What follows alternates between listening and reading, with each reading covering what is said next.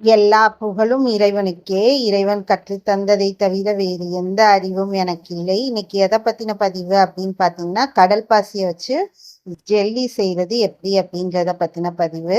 இந்த கடல் பாசியை என்ன பண்ணணும்னா ஊற வச்சுட்டு அதை காய்ச்சி அந்த காய்ச்சினப்போ அப்பப்போ கிண்டி விட்டுட்டு அது உரையிற பக்குவம் வந்ததுக்கு அப்புறம் திருப்பியும் சர்க்கரையை போட்டு திருப்பியும் சர்க்கரை போட்டுட்டு நல்லா காய்ச்சணும்.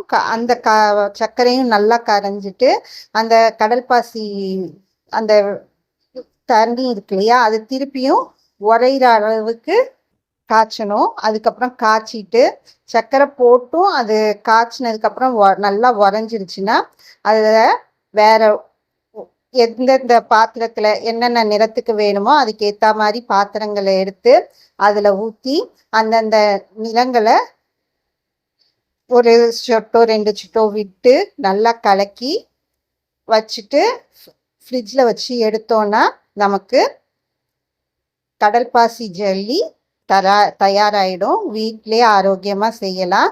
இதனுடைய முழு பதிவும் ஏஎம்கே ப்ளூமிங்கிற யூடியூப் சேனலில் இருக்குது. அதனை பார்த்து செய்து சுவைத்து மகிழுங்கள்.